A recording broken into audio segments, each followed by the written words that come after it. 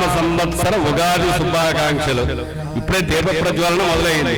ఓం జ్యోతిష్మదేన్వా సాధయామి జ్యోతిష్కృతంత్వా సాధయామి జ్యోతిర్విదంత్వా సాధయామి భాస్వదేన్వా సాధయామి మన్మలాభవంతేన్వా సాధయామి దీప్యమానాన్వా సాధయామి రోజమానాన్వా సాధయామి నిస్రాన్వా సాధయామి బృహజ్యోతిషన్వా సాధయామి ఉద్దీప్య స్వజాత వేదోపగ్నం నిర్ణతుం మమ వశోగుస్తమహ్యమావహ జీవనం చ దిశో దిశ.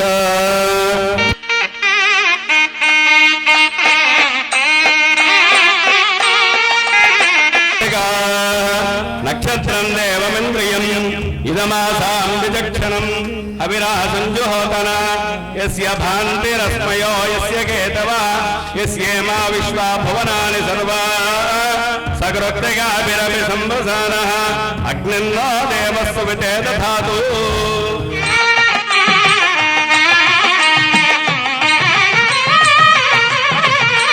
సరదోముఖం ముంబడ స్వాహ.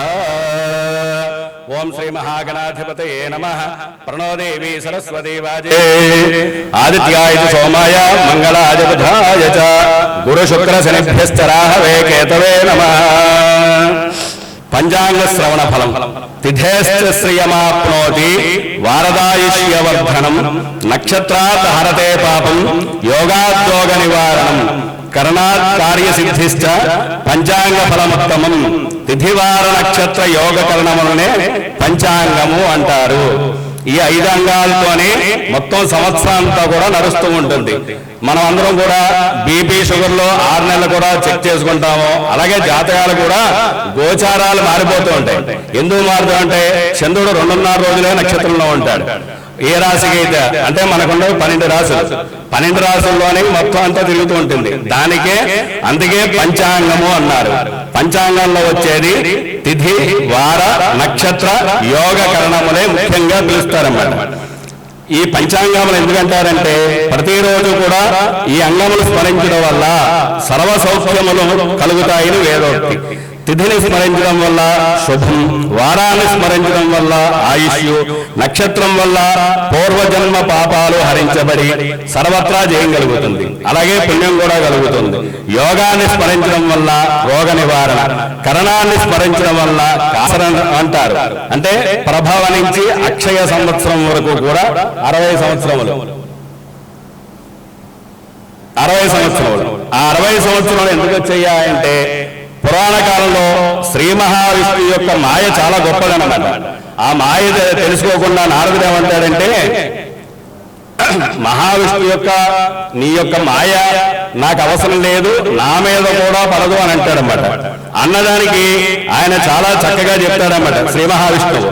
ఒకసారి నారదుడు శ్రీ మహావిష్ణువును దర్శించుకునేందుకు నారదుడు ఒకసారి వైకుంఠానికి వెళ్ళాడు. ఈ సందర్భంగా వారి మధ్య ఆసక్తికరమైన విషయం చర్చకు వస్తుంది. అదేంటంటే విష్ణు లీలల గురించి. ఆ లీలలో మాయలకు కూడా ఎవరైనా లోనవుతారేమో అని, కానీ తనపై మాత్రం పని చేయమంటూ విష్ణువు నారదుడితో చెప్తాడు. ఒక్కసారిగా నవ్వేసి విష్ణువు భూలోకంలో ఓ అడవిలో ఉన్న సెలయేరుని చూపించి అందులో స్నానం చేయమని నారదుడు సూచిస్తాడు. విష్ణువు చెప్పినట్లుగానే నారదుడు ఆ సెలయేరులో స్నానం చేస్తాడు. దీంతో ఒక్కసారిగా ఆ నారదుడు స్త్రీ రూపంలోకి మారిపోతాడు. అయితే తనకు స్త్రీ రూపంలోకి మారిపోయిన నారదుడికి తన గర్భమేమీ గుర్తుండదు. ఒకసారి వేట కోసం అడవికి వచ్చిన ఓ రాజు స్త్రీ రూపంలో ఉన్న నారదుడు చూసి మోహిస్తాడు. ఆమెను ఒప్పించి వివాహం చేసుకుంటాడు. ఈ క్రమంలో వారికి 60 మంది కుమారులు జన్మిస్తారు. వారిని అల్లారుముద్దుగా పెంచి పెద్ద చేస్తారు. కొన్నాళ్లకు వేరొక రాజ్యంతో వీరిపై యుద్ధం ప్రకటిస్తారు. ఈ మేరకు రాజుతో సహా 60 మంది కుమారులు భూమిలో ప్రత్యర్థి రాజు చేతిలో ప్రాణాలు కోల్పోతారు. విషయం తెలుసుకుని రోధిస్తూ విష్ణువుని ప్రార్థిస్తుంది. అప్పుడు విష్ణువు ప్రత్యక్షమై నారదా, నువ్వు ఎవరనేది ఇంకా గుర్తుకు రాలేదా అంటాడు. తక్షణమే నారదుడు స్త్రీ రూపాన్ని వదిలి తన పూర్వరూపంలోకి మారిపోయాడు. తనపై విష్ణువులో పనిచేయమని చెప్పి నారదుడు విష్ణువు ఎదురు సిగ్గుతో తలవంచుతూ, దేవా, నాపై ఎలాంటి లీలలు మాయలు పనిచేయవని అన్నందుకు గొప్ప గుణపాఠం నేర్పేవని అంటాడు. బ్రహ్మచారినైన తాను స్త్రీగా మారి మాతృత్వాన్ని రుచి చూశానని అప్పుడు ఆ కుమారుల మరణాన్ని భరించలేకపోతున్నట్టు మొరపెట్టుకుంటాడు. వారి జ్ఞాపకం శాశ్వతంగా నిలిచేలా చేయమని శ్రీహరిని కోరుతాడు. దీంతో ఆ 60 మంది కుమారుల పేర్లు 60 సంవత్సరాలుగా నామాలుగా స్థిరస్థాయిగా నిలిచిపోతాయనే వరాన్ని నారదుడికి ఇస్తాడు. ప్రభావం నుంచి అక్షయ వరకు కూడా 60 సంవత్సరాలు వారి పేర్లతోనే పిలుస్తారని చెప్పాడు. దాన్నే మనం సంకల్పం చెప్పుకున్నాడు. మమ ఉపాత్త దగ్గర నుంచి మొదలుపెట్టినప్పుడు ప్రభవాది 60 సంవత్సరాణం మధ్యే అని చెప్పుకుంటాం. ఎందుకంటే ప్రభవంలోంచి అక్షయ అంటే 60, ఈ మధ్యలో అన్నీ ఉంటాయి కాబట్టనే ఇది. అలాగే ప్రభవతో సంవత్సరాల చక్రం పునఃప్రారంభం అవుతుందని వరవిస్తాడు. కాగా 60 సంవత్సరాల్లో 40ది అయిన శ్రీ పరాభవనామ సంవత్సరంలోకి 19/3/2026 గురువారం ఉగాది పర్వదినం నుంచి అడుగు పెట్టాము. అది యొక్క 60 సంవత్సరాల యొక్క విశిష్టత అన్నమాట. అందరికీ తెలియజేయవలసిన విషయం అనమాట. ఇది మనకి తెలుసు. ఈ పరాభవ సంవత్సరం అంతా కూడా మీకు చెప్పాను. అయితే పరాభవ అనే పేరులోనే పరాభవం ఉంది కాబట్టి అవమానాలు ఎదురవుతాయని చెప్పి అందరూ కూడా చాలా అనుకుంటారు. నిజానికి ధర్మంగా ఉన్న వాళ్ళకి పరాభవం అనేది ఉండదు. పరాభవాలు అధికంగా ఉంటాయని అది కూడా ఉంటుందని ఉంది, ప్రవచనంలో ఉంది. కానీ దీనికి 15-20 అర్థాలు ఉన్నాయి పరాభవనామ సంవత్సరంలో. ఆ పర అంటే పరాభక్తారిక శ్రీ లలితా పరమేశ్వరి, భవ అంటే భవుడు అనగా పరమశివుడు, అంటే ఆది దంపతులైన పార్వతీ పరమేశ్వరుడు సామరస్య స్వరూపముతో తమ బిడ్డల్ని రక్షిస్తారని అర్థం. మనందరికీ తెలుసు. సంవత్సరానికి 12 మాసములు, సంవత్సరానికి 12 మాసములు అనగా అలాగే 6 ఋతువులు. అలాగే ప్రతి మాసానికి కూడా 2 పక్షాలు ఉంటాయి, కృష్ణపక్షం శుక్లపక్షం. అలాగే ప్రతి పక్షానికి కూడా 15 తిథులు ఉంటాయి. ఆ 15 తిథులు అలాగే వారాలు కూడా 7 ఉంటాయి. మనకి నక్షత్రాలు 27 ఉంటాయి. అశ్విని దగ్గర నుంచి రేవతి. అలాగే యోగాలు ఇందాక మీకు చెప్పిన పంచాంగంలో యొక్క లక్షణాలు అన్నమాట. ఇవి కరణాలు 11, యోగాలు 27. ఇవన్నీ కూడా పంచాంగానికి చాలా ప్రాముఖ్యత. ఒక జ్యోతిష్య శాస్త్రం చదువుకున్నా కూడా దాంట్లోని కారకత్వాలు భావాలు చెప్పడం చాలా విశిష్టత ఎక్కువ. ఇప్పుడు మనం చెప్పుకునేది పంచాంగ శ్రవణంలో 12 రాశుల యొక్క గోచారము అని అంటారు. అంటే 3 సంవత్సరం కాలం పాటు ఒక్కో రాశిలో ప్రవేశిస్తుంటాడు. చంద్రుడు 2.5 రోజులు, శుక్రుడు 1 నెల రోజులు, బుధుడు 1 నెల రోజులు, కుజుడు 45 రోజులు, రాహు కేతువులు 18 నెలలు, అలాగే శని కూడా 2.5 సంవత్సరములు. ఇలాగ 7 గ్రహాలే లెక్క. 8-9 గ్రహాలు అంటే ఈ 2 కూడా రాహు కేతువులు ఇద్దరు కూడా ఛాయాగ్రహాలు అంటారు. వీటిలోనే మనందరికీ సహజంగా ఒక సందేహం కలుగుతుంది. ఒక్కొక్క పంచాంగం ఒక్కొక్కలా ఉందని. ఆ వ్యత్యాసం ఎందుకంటే సౌరమానం అనగా సూర్యగమనం ప్రధానంగా, అలాగే చాంద్రమానం చంద్రగమనం ప్రధానంగా, బారహస్పత్యమానం బృహస్పతి గమనం ప్రధానంగా లెక్కించబడుతుంది. మనదేంటంటే కర్మభూమి అంటారు. ఇక్కడి నుంచి యూపీ దాకా మనదంతా కర్మభూమి. ఇక్కడ ఉన్న వాళ్ళందరూ కూడా కర్మలు చేసుకోవాల్సింది. అలాగే ఆసేతు హిమాచల పర్యంతం అంటే యూపీ దగ్గర నుంచి పర్యంతం అంతా కూడా తపోభూమి అంటారు. వాళ్ళ కర్మకాండాలు చేయవలసిన అవసరం ఉండదు. వాళ్ళకి ఓం నమః శివాయ జపం చేసినా, అలాగే వెధవాని జపం చేసిన, వెధవ అంటే తప్పు కాదు, 1000 ఏళ్ళు ధనంతో వర్ధిల్లమని. అది అందరికీ తెలియదు. వెధవ అని తిట్టారనుకుంటారు కానీ దాంట్లోనే అర్థం ఉంది. వెధవ అంటే 1000 ఏళ్ళు ధనంతో వర్ధిల్లమని. అక్కడ కూర్చుని మౌనంగా జపం చేసినా చాలు, అంత విపరీతమైన ఇది ఉంటుంది. అలాగే బారహస్పత్యమానం బృహస్పతి గమనం. ఎప్పుడైతే ఒక గ్రహం అలాగే గురుడు ఈ రాశిలోంచి ఆ రాశిలో ప్రవేశిస్తూ ఉంటాడే బృహస్పతి గమనంగా లెక్కేస్తూ ఉంటాడు. ఆ గమనాన్ని లెక్కేసుకున్నప్పుడే మనకి జాతకాల యొక్క వివరాలన్నీ తెలుస్తూ ఉంటాయి. దాన్ని బట్టి జాతకాన్ని చూసుకుంటూ ఉండాలి. అలాగే రాశుల్లోకి వచ్చేటికి ఒక్కో రాశికి మేష వృశ్చికయో కుజః అన్నారు. అంటే మేషానికి వృశ్చికానికి ఆధిపత్యం. అలాగే వృషభతులయో శుక్రః అన్నారు. అలాగే మిథున కన్యయో బుధః అన్నారు. సింహే రవి అన్నారు.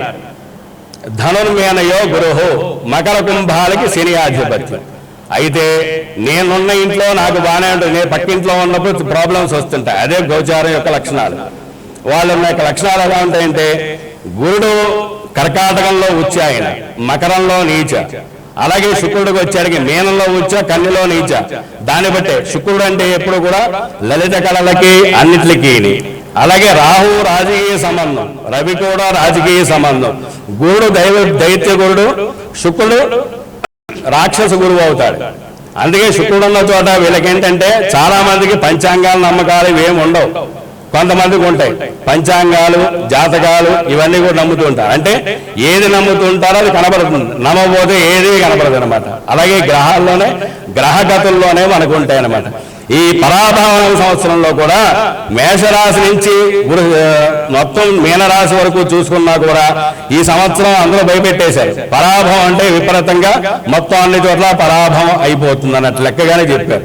దాంతో చాలా మంది భయపడిపోయి ఇబ్బంది పడుతూ ఉన్నారు ఇప్పటికీ కూడా. అలాగే నెక్స్ట్ నవనాయకుల ఫలములు. నవనాయకులు అంటే 9 ఉంటారు, ఇంకా చాలా మంది ఉంటారు. వీళ్ళలో లెక్కేవలసిందంటే రాజు, సీఎం, మంత్రి, హోమ్ మినిస్టరు, ఇవన్నీ మనం అలా చూసుకుంటాం. అలాగే కూడా ఇక్కడ ఆధిపత్యం ఎవరిదయ్యా అంటే ఈ సంవత్సరం గురుడు యొక్క ఆధిపత్యం విపరీతంగా ఉంది. అది ఎప్పటి నుంచి అంటే కర్కాటకంలోకి గురుడు వచ్చిన తర్వాత విపరీతమైన ఆధిపత్యం ఉంటుంది. కాకపోతే ఏంటంటే ఆయన ఉచ్చస్థానం. అది ఎప్పుడు వస్తాడంటే జూన్ నెలలో గురుడు కర్కాటకంలోకి ఎంటర్ అవుతాడు. ఆయన అయిన తర్వాత అక్టోబరు 24 వరకు కూడా కర్కాటకంలో ఉండి తదుపరి సింహ ప్రవేశం అవుతాడు. అంటే ఈ సంవత్సరం గురువు గారు 3 రాశుల్లోకి ప్రవేశిస్తాడు. ఆయన ఇప్పుడు ప్రజెంట్ మిథున రాశిలో సంచారం చేస్తున్నాడు. మిథునాన్ని వదిలేసి కర్కాటకానికి అక్టోబర్ 24 వదిలేసి సింహానికి వెళ్తాడు. ఆయన ఆ సింహానికి వెళ్ళిన దగ్గర నుంచి అతిచారం మీద ఉంటాడు. ఆయన అతిచారం మీద ఉండి మళ్ళీ జనవరి 24 కానీ కర్కాటకంలోకి ఆయన ఎంటర్ అవ్వరు. ఈ మధ్యలోనే అనేకమైన ఇబ్బందులు కలుగుతున్నాయి. ఎందుకంటే లాస్ట్ ఇయర్ చూసుకుంటే 2026లో శనిగమనం మీనంలోకి వచ్చింది, కానీ ఉత్తరాభాద్ర నక్షత్రం దాటి ఆయన సొంత నక్షత్రాన్ని కూడా దాటేసి ఏ నక్షత్రానికైనా సరే ఆ నక్షత్ర గమనాలను బట్టి ఆ గ్రహాలు అందులో తిరుగుతున్న బట్టి మనకు ఫలితాంశం తెలుస్తుంది. అంటే ఉత్తరాభాద్ర నక్షత్రం తన సొంత నక్షత్రం. అలాగే రేవతి నక్షత్రం బుధుడు, అంటే శనికి దగ్గర ఉన్నవాడు బుధుడు మిత్రుడు అనమాట. ఈ జాతకాల్లో కూడా నపుంసక గ్రహాలు అంటారు. ఎప్పుడైతే బుధుడు నక్షత్రంలో ఈయన సంచారం చేస్తున్నాడో బుధుడు కూడా ఉచ్చులో ఉన్నప్పుడు మాత్రమే ఆ యొక్క ఫలితాలు మనకు కనబడుతూ ఉంటాయి. చాలా మంది అడుగుతూ ఉంటారు, ఏమన్నా 15 రోజులు నాకు బాగుందండి, 15 రోజులు బాగోలేదంటారు. కానీ గోచారం మారిపోతున్న సంగతి ఎవరికి తెలియదు కదా. అక్కడ ఏ నక్షత్రాల్లో సంచారం అంటే రోజు పొద్దున లేస్తే కానీ పంచాంగం చూస్తే కానీ ఓహో 4 రోజులకి ఈ గ్రహం ఈ పాదాన్ని దాటి, అంటే అశ్వినిలో సంచారం చేసేవాడు 1, 2, 3, 4 పాదాలు దాటి భరణికి వెళ్ళాలి. అంటే అది మళ్ళీ శుక్ర నక్షత్రం కాదు. అలాగే మేషరాశిలోకి వచ్చేటికి కృత్తికా నక్షత్రం, రవి నక్షత్రం. అంటే వీళ్ళ గమనాలను బట్టే మనకు ఉంటాయి అన్నమాట. అలాగే రాజు గురుడు అగుడు వలన కేంద్ర రాష్ట్ర ప్రభుత్వాధికారులు నీతి న్యాయంతో కూడిన పరిపాలన చేయదు. విదేశ సహకారం వల్ల పారిశ్రామికవేత్తలకు కూడా మంచి అవకాశం కలుగును. మూసివేయబడిన పరిశ్రమలు వెలుగులోకి వచ్చును. జీవన పద్ధతులు మెరుగుపడను. బ్యాంకింగ్ సంస్థలు ప్రజలకు రుణ సౌకర్యాలను కలుగజేయదు. సామాజిక అవసరాలు తీర్చే విద్యా విధానం కూడా అమలు చేయడం వల్ల పేదరికం, కరువు కాటములు అంతరింపజేయ సన్నాహాలు జరుగును. ప్రజల్లో దైవభక్తి, దైవ చింతన పెరుగును. జీర్ణదేవాలను పునరుద్ధరణ చేసి అది ఎందుకు కలుగుతాయి అంటే గురుడుకు వచ్చినప్పుడు మాత్రమే. ఎందుకంటే గురుడికి పాజిటివ్ థింకింగ్, నెగిటివ్ థింకింగ్ 2 ఉంటాయి. ఎవరైనా సరే నాకు అవుతుందంటే పాజిటివ్ థింకింగ్ వెళ్తారు, నాకు అవదంటే నెగిటివ్ థింకింగ్ అంటారు. ఈ థింకింగ్ వల్లే నువ్వు ఏం చేస్తావో దాన్ని వెనకాల కూడా వస్తుంటుంది. ఇది ఎవరికి అర్థం కాదు, తెలియని రహస్యం అన్నమాట. మనం జపం చేస్తున్నాం అనుకున్న 10 నిమిషాలు కూర్చుంటాం. 10 నిమిషాలు కూర్చున్నా ఈ ఫ్యామిలీ ఏంటి, రేపొద్దున ఎలా రన్ చేయాలి, డబ్బులు ఎలా సంపాదించాలి, దీని మీద దృష్టి ఉంటుంది. కానీ ఓం నమ శివాయ అనే ఆ గద్గద స్వరం నీ శిరస్సు చుట్టూ తిరుగుతూ ఉండాలి, అది కనపడుతూ ఉండాలి. కనపడినప్పుడు నువ్వు అంతర్లీనంగా వెళ్ళినప్పుడు షట్చక్రాలు కూడా, ఈ లోపల ఉన్న చక్రాలు కూడా మనకి అన్నీ కూడా అవగాహన అవుతాయి. ఈ చక్రాల అవగాహన ఇప్పుడు వారి జపంలోకి వెళ్ళినప్పుడు నీది నీకే నెంబర్ 1గా కనపడుతుంటుంది. అదే యొక్క గ్రహాల యొక్క లక్షణాలు. కానీ అవన్నీ కనపడినవారు, ఎందుకంటే స్పీడ్ ప్రపంచం. పొద్దున్న లేస్తే ఉరుకులు పరుగులతోనే ఉంటుంది వ్యవహారం అంతా. ప్రజల్లో దైవభక్తి, దైవ చింతన పెరుగును. జీన దేవాలయాలు పునరుద్ధరణ చేసి దైవ కార్యములు చేయుదురు. విద్యార్థులు శాస్త్ర సంబంధమైన విద్యలందు కూడా ఆసక్తి కలిగేవారు, అది గురుడు వలన. అలాగే మంత్రి కుజుడు అగడం వల్ల నాయకుల్లో సఖ్యత ఉండదు, మనస్పర్ధలు ఎక్కువ ఉంటాయి. అది ఎందుకు ఉంటాయి అంటే కుజుడికి గురుడికి మిత్రత్వం ఉంది. కానీ ఇప్పుడు కుజ సంచారం కుంభంలో జరుగుతోంది కాబట్టి వాళ్ళున్న స్థితిగతులు షష్టాష్టకాలు అంటారు వాటిని. అలాగే సంసప్తకాలు అంటారు. ఆ ఉన్న చోట్ల మనకి వర్షాలు పడడం కానీ, అతివృష్టి అనావృష్టి రావడం కానీ, కరోనా వైరస్ రావడం కానీ ఈ గ్రహాల వల్ల వాళ్ళ యొక్క మంచి ప్లేస్ లో ఉన్నా కూడా చెడు ప్రభావాన్ని ఇస్తారు. ఎందుకంటే ఫలితాంశం తేడా వచ్చేస్తుంది అక్కడ. అలాగే పదవుల్లో మార్పులు కూడా వచ్చుచున్నను. వాహన ప్రమాదం వల్ల, అగ్ని ప్రమాదం వల్ల ప్రజా నష్టం జరుగుతుండను. విద్యుత్ ప్రేరుడు సామాగ్రి వల్ల అగ్ని ప్రమాదాలు కూడా జరిగి పెద్ద పరిశ్రమల వారికి కూడా నష్టములు కలుగుతుండను. పారిశ్రామిక రంగంలో నూతన మార్పులు వచ్చును. విపరీత గాలుల వల్ల పండ్ల తోటలకు కూడా నష్టాలు కలుగును. సస్యములకు తెగులు బట్టి దిగుబడి కూడా తగ్గుతూ ఉంటుంది. అలాగే సైన్యాధిపతి చంద్రుడు. సైన్యాధిపతి చంద్రుడగటం వల్ల సైన్యాధికారి పదవుల్లో స్థిరత్వం ఉండదు, అనేక విధమైన సమస్యలు ఎదుర్కొనడం జరుగును. ఎందుకంటే రాజుకి మంత్రికి ఉన్న తేడా అక్కడే కనపడుతోంది. మంత్రి ఇప్పుడు సరైన వాడు ఉన్నప్పుడు రాజుకి మంచి సలహా ఇస్తాడు, మంచి సలహా ఇవ్వనప్పుడు మాత్రమే ఇటువంటి జరుగుతుంటాయి. ఈ సైన్యాధిపతి, ఎందుకంటే మంత్రి చెప్పినట్టే సైన్యాధిపతి కూడా వినాలి. కూడుకోదనం ఉండదు. ఉన్నత స్థానంలో ఉన్న వారికి కూడా పదవుల్లో మార్పులు కలుగుతుండను. నాయకుల్లో అంతరంగిక శత్రుత్వం ఎక్కువను. రక్షణ శాఖ యొక్క అధికారములు పెరుగును. గూఢచారి శాఖ, నిఘా విభాగం వారు కూడా అప్రమత్తం ఉండరు. భూజల వాయు మార్గంలో కూడా అధికారులు దేశ రక్షణకు పద్ధతులతో వ్యవహరించదు. అలాగే సస్యాధిపతి శుక్రుడు. సస్యాధిపతి శుక్రుడు అవడం వల్ల పంటలు బాగా పండును. తెల్ల ధాన్యములు, పొట్టు ధాన్యములు బాగా పండును. స్త్రీ పురుషులు విలాసవంతమైన జీవితం అలవాటు పడుతురు. అది ఎందువల్ల అంటే కర్కాటకంలో ఉన్న గురుడు అక్టోబర్ వరకు కూడా కర్కాటకంలో ఉన్నప్పుడు బ్రహ్మాండంగా ఉంటుంది. ఆ కర్కాటకంలో గురుడు సింహానికి వచ్చినప్పుడు సినీ రంగాల వాళ్ళకి కొంచెం ఇబ్బంది అవుతుంది. ఎందుకంటే సింహంలో ఉన్న గురుడికి అంత బలం ఉండదు కాబట్టి ఆ కర్కాటకంలో ఉండగానే వీళ్ళు ఏం చేసినా వాళ్ళకి ప్రబలమైన యోగం ఉంటుంది. తర్వాత మత్తు పదార్థములు, మాదక ద్రవ్యాలు వారికి కూడా ఎక్కువగును. ఎందుకంటే స్త్రీకారకానికి వచ్చేటప్పటికి ఏమవుతుందంటే అధికమైన మత్తు మాదక ద్రవ్యాలకి కూడా బానిసలు చేస్తాడు శుక్రుడు. శుక్రుడు సింహరాశిలో ఉన్నప్పుడు రవిక్షేత్రం, అది ఆయనకి శత్రుక్షేత్రం కాబట్టి, అలాగే శుక్రుడు ఉన్న చోట కాబట్టి మీనక్షేత్రంలో ఉచ్చులో ఉంటాడు. ఉచ్చులో ఉన్నప్పుడు ఆయన చూపుతేనా చూసినప్పుడు మాత్రమే ఇటువంటి అలవాట్లకి ఒక్కసారి బానిస అయిపోయినప్పుడు లైఫ్ లాంగ్ చూపించేస్తూ ఉంటాయి. అలాగే సుగంధ ద్రవ్యములు, రసాయన వస్తువులు ధరలు పెరుగును. వేరుశనగ, నెయ్యి, జీడిపప్పు మొదలగు వాటి ధరలు కూడా బాగా వచ్చును. అలాగే ధాన్యాధిపతి బుధుడు అయ్యాడు ఈ సంవత్సరం. ధాన్యాధిపతి బుధుడు అగడం వల్ల గాల్లో కూడిన మేఘాల వల్ల ఖండఖండములుగా వర్షములు కురియను. దేశమంతా తుఫాను బాధలు ఎక్కువగా ఉండను. పంటలు తక్కువగా పండును. ప్రజల్లో ఆందోళన, భయం ఎక్కువగా ఉండును. ఇప్పుడు ఆల్రెడీకి ఆందోళన, భయం ఎక్కువగానే ఉంది. అలాగే పెసలు, ప్రత్తి, వేరుశనగ, జొన్న, పొగాకు, పసుపు పంటలు బాగా పండును. వ్యవసాయదారులకు లాభించును. నీరుల్లి, వెల్లుల్లి, ఔషధములు, నెయ్యి, అపరధాన్యములు ధరలు కూడా పెరుగును. ఇంకా అర్ఘ్యాధిపతి చంద్రుడు. అర్ఘ్యాధిపతి అంటే వర్షాలకి సంబంధించి మిగతా అన్నింటికి కూడా ఆయన అర్ఘ్యాధిపతి ఉండడం వల్ల పంటలు బాగా పండిన నిత్యావసర వస్తువుల్లో ధరల్లో నిలకడ ఉండదు, హెచ్చు తగ్గులుగా ఉండును. బియ్యం, వస్త్రములు, పంచదార, ఉప్పు, నూలు, వెండి, బంగారములు, ముత్యములు, సముద్ర జల సంపద, చేపలు మొదలైనవి కూడా, నెయ్యి, పాలు, పెట్రోలు, డీజిల్, గ్యాసు, కిరోసిన్ ధరలు అంచెలంచెలుగా పెరుగుతుండను. అది ఎప్పుడు కనపడుతుంది అంటే మిథునంలోంచి ఇప్పుడు కర్కాటకంలో వెళ్లకుండానే ఈ మధ్యలోనే అన్ని కనపడుతూ ఉంటాయి. ఇంక మేఘాధిపతి చంద్రుడు. మేఘాధిపతి చంద్రుడు ఒకటి వల్ల అన్ని ప్రాంతాల్లో కదా వర్షాలు కురియను. అన్ని రకముల ధాన్యములు కూడా విరివిరిగా పండను. అచ్చరచ్చర విశేష వర్షం వల్ల అరటి, మామిడి, పండ్ల తోటలకు కూడా నష్టాలు కలుగుతుండను. వరదలు, తుఫానులు, జలప్రలయం వల్ల ప్రజల్లో భయాందోళన కలుగుతుండను. ఎందుకు చెప్తున్నానంటే ఇవి నవనాయకుల ఫలంలోకి వచ్చేటప్పుడు ఇక్కడ మేఘాధిపతి, అర్ఘ్యాధిపతి చంద్రుడు అవ్వడం వల్ల. అలాగే అపర పంటలు కూడా వాతావరణం అనుకూలంగా ఉండను. వెండి, బంగారు ధరలు పెరుగును. వర్షములు సకాలంలో కురిసి పంటలు బాగా పండను. పాడి పరిశ్రమ అభివృద్ధి ఉండను. పాల కేంద్రాలు ఎక్కువగును. ఎందుకంటే గురుడు కర్కాటకంలోంచి అక్టోబర్లో ఉండగా 3 నెలలు మాత్రం సస్యశ్యామలంగా ఉంటుంది. కర్కాటకంలో సింహ గమనంలోకి వెళ్ళిన తర్వాత కొంచెం ఒడిదుడుకులనేవి మాత్రం ఉంటాయి. అలాగే నీరసాధిపతి గురుడయ్యాడు.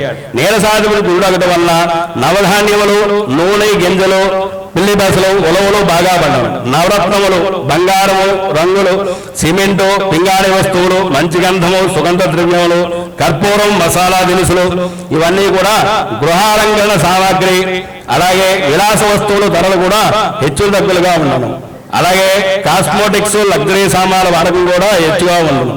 నకిలీ వస్తువులు, రోల్డ్ గోల్డ్ వస్తువులు కూడా, రాళ్లతో కూడిన ఆభరణంతో కూడా ప్రజల్లో ఆసక్తి పెరుగును. ఎందుకనగా బంగారం రేట్లు విపరీతంగా పెరిగిపోయాయి కాబట్టి. అలాగే రాళ్ళ వ్యాపారస్తులు కూడా బాగా ప్రోత్సాహకరంగా ఉండను. ఇది ఈ సంవత్సరం యొక్క నవనాయకుల యొక్క ఫలములు. ఇంకా రాశి ఫలాల్లో వస్తే మేషరాశి అశ్విని 1, 2, 3, 4 పాదములు, భరణి 1, 2, 3, 4 పాదములు, కృత్తిక 1వ పాదం. అందుకే దాన్ని ఎవరంటారంటే అశ్విని, భరణి, కృత్తిక పాదం మేషం అంటారు. అంటే ఒక్కో రాశికి 9 పాదములు ఉంటాయి. అంటే ఒక నక్షత్రం 4 పాదాలు, 2వ నక్షత్రం 4 పాదాలు, ఇంకో నక్షత్రం 1 పాదం కలిపి 9 పాదములు. దీని డిగ్రీలుగా చూస్తే ఒక్కో దానికి ఒక్కో రాశి వచ్చి 30 డిగ్రీలు లెక్కేస్తారన్నమాట. ఆ డిగ్రీలో ఉన్న స్థానాన్ని బట్టి మిగతా వాళ్ళ జాతకాలను చూసి దాన్ని బట్టి కూడా లెక్కలు వేస్తారన్నమాట. ఈ రాశి వారికి ఆదాయం 11, రాజ్యభోజ్యం 2, వ్యయం 5, అవమానం 4. ఎందుకంటే మేషరాశికి అధిపతి కుజుడు, అలాగే మీనంలో వ్యయ స్థానంలో శని సంచారం ప్రారంభమైంది. ఆ శని సంచారం ప్రారంభమైనా కూడా శని బలంగా ఉన్నాడు. ఎందుకంటే శని మొన్నటి వరకు కూడా ఆయన మృతావస్థలో ఉన్నాడు. అంటే జలావస్థ, దీప్తావస్థ, మృతావస్థలు అనే అవస్థలు ఉంటాయి ప్రతి గ్రహానికి కూడా. ఆ అవస్థలో ఉన్నప్పుడు గ్రహం బలం కనబడదు. వాళ్ళందరూ అనుకుంటారు మామూలుగా జాతకం చూసినప్పుడు మా ద్వితీయంలో లాభంలో ఉన్నాడుగా గురుడు అని చెప్పి, ఏకాదశిలో లాభంలో ఉన్నాడుగా శని అనుకుంటారు. అనుకున్నా కూడా వాళ్ళ అవస్థలను బట్టి ఉంటాయి అన్నమాట. ఆ అవస్థలే మృతావస్థ వరకు కూడా ఆయన శని అక్కడ ఉన్నాడు. ఇప్పుడు శని మృతావస్థను వదిలి కొద్దిగా బలాన్ని పుంజుకుంటున్నాడు. దానివల్ల ఏంటంటే వ్యయం అంటే ఖర్చులో ఉన్నప్పుడు కూడా ఆయన అక్కడ బలాన్ని ఇస్తాడు. ఆయన శనివారు బలాన్ని ఇచ్చి ఆయన ఎంతసేపు కూడా కష్టపడే స్వభావం. అంటే శని కర్మకారకుడు, ఆయుష్కారకుడు అంటారు. కర్మకారకుడు ఏంటంటే కర్మ, ప్రారబ్ధ కర్మ, పూర్వజన్మ కృతం పాపం, రోగం, రుణం, శత్రు, పత్ని, పరివార సమేతంగా పీడిస్తున్న శాస్త్రం వచనవాది. ఎందుకు పీడిస్తుందంటే పూర్వజన్మలో చేసిన పాపాలను బట్టి భర్తని భార్య అంటే శత్రువుని తీసుకొచ్చి భర్త రూపంలోనూ, అదే శత్రువుని తీసుకొచ్చి భార్య రూపంలో పెడతారు. శత్రువుని అయితే బయటికి గెంటేస్తాం, భార్య భర్తలు విడిపోయినా బయటికి వెళ్ళలేరు కదా, కలిసే ఉంటారు. అందుకే అలాగే కూతురు రూపంలోనూ కొడుకు రూపంలోనూ పెడతారన్నమాట. అదే అక్కడ యొక్క లక్షణం అన్నమాట. ఆ పూర్వజన్మ ప్రారంధాన్ని ఆయుష్కారకుడు, కర్మకారకుడు శని. అందుకే ఇప్పుడు బంగారం చేసినప్పుడు కూడా సుత్తుతో కొడుతూ ఉంటాడు, అలాగే ఇనుమ తయారు చేసినప్పుడు కూడా సుత్తుతో కొడుతూ ఉంటాడు. ఈయన క్రమశిక్షణ చర్యలు అంత విపరీతంగా ఉంటాయన్నమాట. ఆయన ఉన్న స్థానాలను బట్టి ఫలితాంశాన్ని ఇచ్చి వచ్చి ముందు శని ప్రభావంలో బ్రహ్మాండంగా ఉందనుకోండి, ఆఖరిని ఇబ్బంది పెడతాడు. అంటే 3 రాశులు మారుతాయి కాబట్టి ఈ లోపల. అదే ప్రభావం ఫస్ట్లోనే ఇబ్బంది పెట్టాడు అనుకోండి, లాస్ట్లో ఆయన మంచి చేసి వెళ్తాడు. దానివల్ల ఏంటంటే ఇక్కడ వీడు నేర్చుకోవాల్సిన జీవితంలో చాలా ఆలోచనలు. అంటే అక్కడ ఖర్చు పెట్టేది ఎలా ఖర్చు పెడితే మంచిది, అంటే మనం ఖర్చు పెట్టడం శుభానిక అశుభానిక, లగ్జరీ టైపా, శుభానికి ఖర్చు పెడితే ఏమవుతుందంటే శని యొక్క ప్రభావం తగ్గుతుంది. అందరికీ తెలియంది ఏంటంటే జాతక చక్రాల్లో మనకి ఈ 9 గ్రహాలు కాకుండా మాంది గ్రహం అనే ఒక గ్రహం ఉంటుంది. మాంది గ్రహం గుళిక అని చెప్తూ ఉంటారు. ఈ మాంది గ్రహం ఎందుకు ఉంటుంది అంటే రావణాసురుడు తన కుమారుడు పుట్టే టైంలో నవగ్రహాలన్నీ కూడా బంధించి ఉంచుతాడు ఆయన. ఆ బంధించినప్పుడు శనిని అడుగుతారు, ఏమయ్యా మరి ఇలా బంధించుంటే రేపు పొద్దున వాడు అసలు మరణానికి కూడా దేనికి పనిచేయడు కదా, మా అంత లాభంలోకి వెళ్ళిపోతుంటాడంటే సరే నువ్వు పని చేయని చెప్పంటాడు. ఆ పని చేయమని చెప్పి కాలు తీసుకెళ్ళి దాంట్లో పెట్టమంటాడు. ఇది చూసిన రావణాసుడు వెంటనే శనేశ్వరుడు యొక్క కాలుని ఖండించేస్తాడు. ఆ ఖండించేసినా కూడా ఆయన ఏం చేస్తాడు, మాంసం ముద్ర చేసి దాన్ని వ్యయ స్థానంలో పడేస్తాడు. అంటే వ్యయం అంటే ఖర్చు స్థానం. ఎప్పుడైతే అందులో పడేశాడో ఆ మాంది గ్రహం యొక్క ఈ లక్షణాలు కనబడి అభిజిత్తు అప్పటికప్పుడే ఈ రామాయణంలోనే ఇదంతా కూడా భగవంతుడి యొక్క లిఖితం మాయలన్నమాట. ఆ రామాయణంలోనే ఈ అభిజిత్తు అన్నమాట మరణించడం జరుగుతుంది. అది ఎందుకు జరిగింది అంటే మాంది గ్రహం కారణం వల్ల. మాంది గ్రహాలు ఎందులో ఉంటే ఆయన కనపడ్డెక్కడ, ఆయన ప్రేత గ్రహం అంటారు, ఆయనకి రూపమే ఉండదు, దాన్ని మాంది గ్రహం అంటారు. ఆ మాంది గ్రహాన్ని జాతకం విశ్లేషణలో చూసినప్పుడు మాంది గ్రహాన్ని చక్కగా చూడాలి. మాంది గ్రహం ఏ రాశిలో ఉంది, దాన్ని బట్టి మనకు ఫలితాంశం ఎలా ఉంటుంది, దాన్ని బట్టి మనం ఉచ్చ స్థానంలోకి వెళ్తావా నీచంలో ఉంటావా, దీన్ని బట్టి మన లైఫ్ అంతా ఎలా నడుస్తుందని చెప్పేది మాంది గ్రహం. జాతక చక్రంలో అన్ని గ్రహాలు చూసినప్పుడు కూడా మనం గోచారం చూసుకున్నట్టే జాతకంలో చూసుకున్నప్పుడు మాంది గ్రహం యొక్క లక్షణాలు తెలుస్తుంది. దానికి పరిహార కాండ కూడా ఉంటుందన్నమాట. ఈ మాంది గ్రహం ప్రేత రూపంలో ఉంటుంది కాబట్టి దీనికి ఎంతసేపు ఏం చేస్తారంటే శ్మశానంలో ఉన్న వాళ్ళకి దానం చేయడమో ఏదో చేస్తుంటే అది శాంతిస్తూ ఉంటుంది అన్నమాట. అది మాంది గ్రహం యొక్క లక్షణాలు అన్నమాట. ఆదాయం 11, వ్యయం 5, రాజ్యపూజ్యం 2, అవమానం 4. మేషరాశి వారికి ఆదాయం 11 విపరీతమైన ఆదాయం ఉంటుంది, ఖర్చు 5 రూపాయల్లో ఉంటుంది. ఉదాహరణ చెప్తున్నా, ఖర్చు 5 రూపాయల్లో ఉందంటే వీళ్ళు ఈ సంవత్సరం దాచుకునే అలవాటు ఉంటుంది. నెక్స్ట్ ఇయర్కి వచ్చేటికి ఈ డబ్బులన్నీ కూడా డబ్బులు ఖర్చు అవుతాయి మళ్ళీ. అందుకే ఈ సంవత్సరం జాగ్రత్త పడి వీళ్ళు ఏ రంగాల్లోనైనా ఒక స్టేజ్లోకి వెళ్తారు. ఎందుకంటే శనివారం మంచి బలాన్ని ఇస్తారు కాబట్టి మంచి ప్రోత్సాహాలు బాగానే ఉంటాయి. అలాగే రాజ్యపూజ్యం 2, అవమానం 4. రాజ్యపూజ్యం 2, ఇద్దరు పొగుడుతూ ఉంటారు, నలుగురు తిరుగుతూ ఉంటారు. అది కామన్. అంటే అక్కలేని విషయాలన్నింటినీ కూడా మనం కలగ చేసుకుని బయటికి వెళ్తే మాత్రం అందరి చేత అక్షతలు వేయించుకోవాలంటారు. ఆ అక్షతలు వేయించుకోవడమే దీని అర్థం అన్నమాట. ఈ రాశి వారికి గురుడు 31/5/2026 వరకు కూడా మిథున రాశి యందు, అనంతరం కర్కాటక రాశి యందు కూడా 31/10/2026 కాదు, సింహరాశి యందు మరలా 24/1/2027 చతుర్థ స్థానముకు కర్కాటక రాశి నందు ఏ దానికైనా లోహమూర్తి అంటే మామూలుగా ఉంటాడని, రజతమూర్తి మధ్యస్థంగా ఉంటాడు, సువర్ణమూర్తి అయితే ఎప్పుడైనా లాభాన్ని ఇస్తారని చెప్పనమాట జ్యోతిష శాస్త్రంలో నానుడే అనమాట. అది జ్యోతిష శాస్త్రంలో లెక్కలే. దాన్ని బట్టే పంచాంగంలో తీసుకొచ్చి ఈ సంవత్సరం సువర్ణమూర్తిగా ఉన్నాడండి బాగున్నాడని చెప్తారు. అలాగే ఈ సంవత్సరం రజతమూర్తిగా ఉన్నాడు బాగున్నాడని చెప్తారు. అలాగే ఈ సంవత్సరం వచ్చేటికి లోహమూర్తిగా ఉన్నాడు చాలా ఇబ్బంది పడతారు అన్నట్టుగా చెప్తారన్నమాట. అది అలాగే ఈ శని ఈ సంవత్సరం అంతా కూడా ద్వాదశమందు మీనరాశి యందు లోహమూర్తిగా ఉన్నప్పటికి కూడా గురుడు తన సొంత రాశి అయిన మీనాన్ని కూడా వీక్షిస్తూ ఉంటాడు. ఆయన తన సొంత రాశి అది కర్కాటకంలో ఉచ్చులోకి వెళ్ళిపోయినప్పుడు కూడా ఇప్పుడు ఆల్రెడీ మిథునంలో ఉండి కుంభాన్ని చూస్తున్నాడు కాబట్టి కుంభరాశి వాళ్ళని భయపెడుతున్నారు. ఆల్రెడీ వాళ్ళకి ఏదో ఇబ్బంది పడిపోతారని అనేక రకాలుగా ఇబ్బందులు పడతారని. ఎప్పుడైతే మిథుడు పంచమంలోకి వచ్చిన తర్వాత తన భాగ్య వీక్షణ కుంభరాశి మీద చూస్తున్నప్పుడు రాహు యొక్క ప్రభావం తగ్గుతూ ఉంటుంది. దానివల్ల వీళ్ళకి ఆధ్యాత్మిక చింతన పెరుగుతుంది. ఆ చింతన పెరిగినప్పుడే మనకి సక్రమైన ఫలితాలు కూడా కలుగుతూ ఉంటాయి. ఈ రాహు సంవత్సరాది లగాయితూ కుంభరాశి యందు ఈ రాహు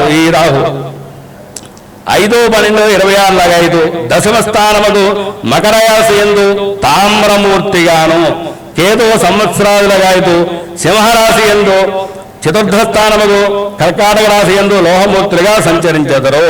అంటే ఏంటి, రేపు మిథునంలో ఉండగా ఈ మేషరాశి వాళ్ళకి కూడా విపరీతమైన యోగాలు కూడా కలుగుతాయి.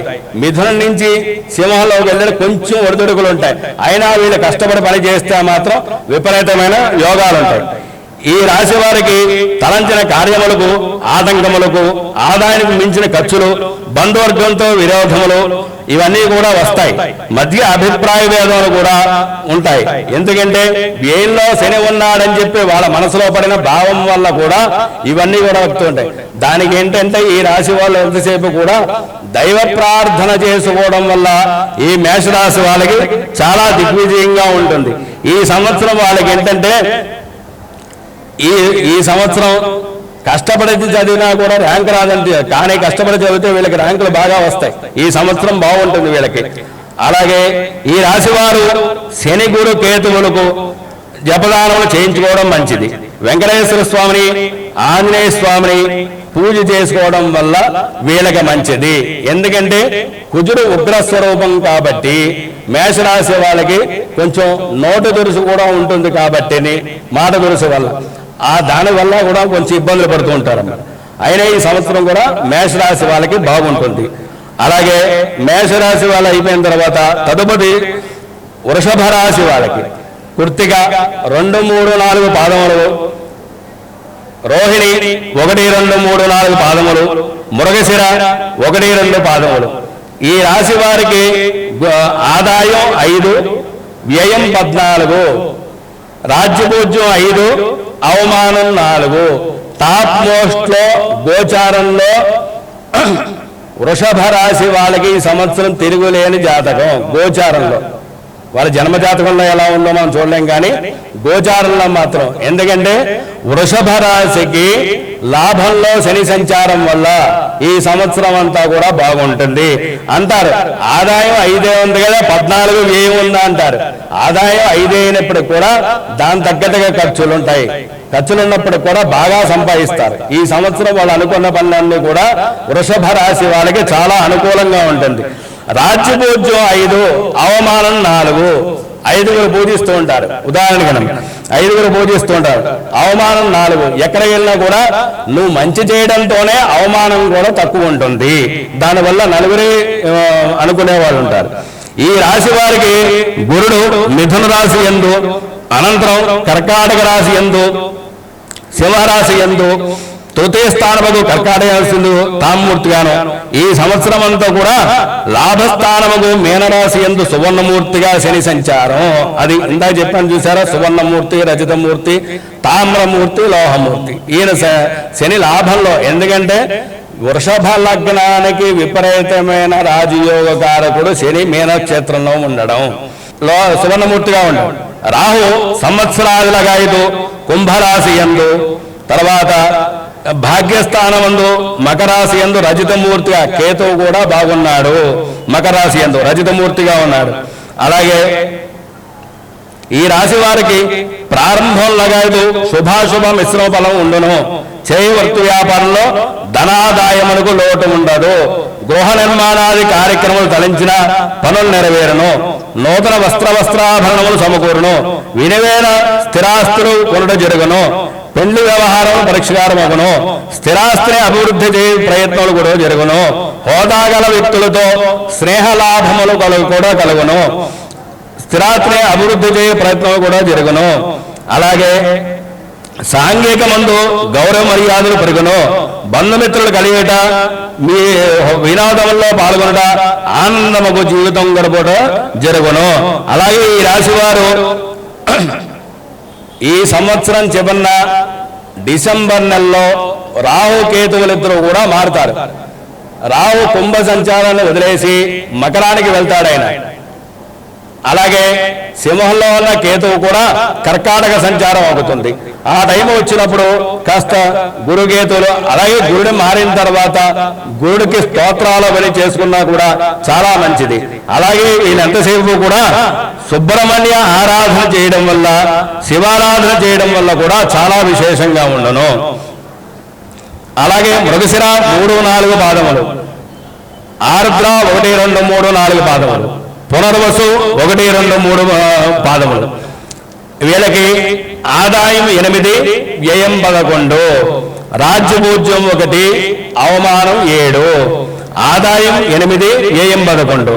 ఈ రాశి వారికి ఏంటంటే గురుడు ఇప్పటిదాకా మిథునంలో సంచారం చేస్తాడు. తన జన్మరాశి యందు సంచారం చేసినప్పుడు కూడా ద్వితీయ స్థానముకు కర్కాటకంలో ఉచ్చులోకి గురుడు వచ్చిన తర్వాత మిథున రాశి వాళ్ళకి లోగడ కన్నా కూడా గత 10 ఏళ్లలో ఇబ్బందులు పడ్డా కూడా ఈ సంవత్సరం కూడా మిథున సంవత్సరం వాళ్ళకి కూడా చాలా లాభదాయకంగా ఉంటుంది.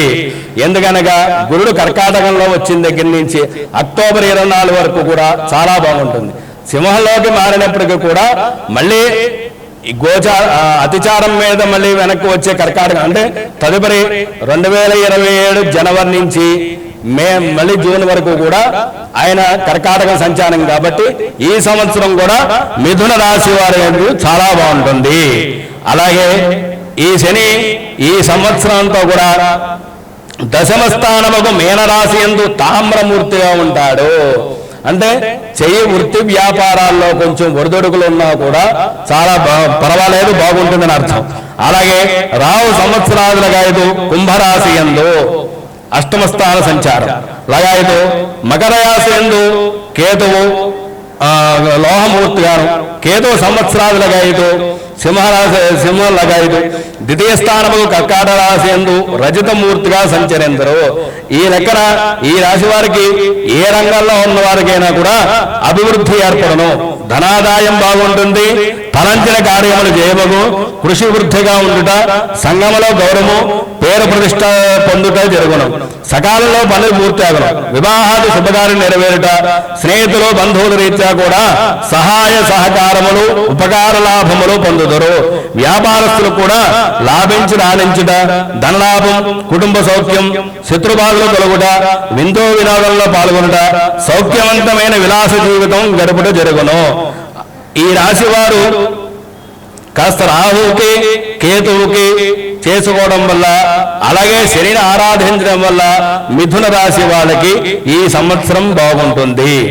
అలాగే నెక్స్ట్ కర్కాటక రాశి వాళ్ళు పునర్వసు 4వ పాదం, పుష్యమి 1, 2, 3, 4 పాదములు, ఆశ్లేష 1, 2, 3, 4 పాదములు. కర్కాటకానికి ఆదాయం 2, వ్యయం 11, రాజ్యపూజ్యం 4, అవమానం 7.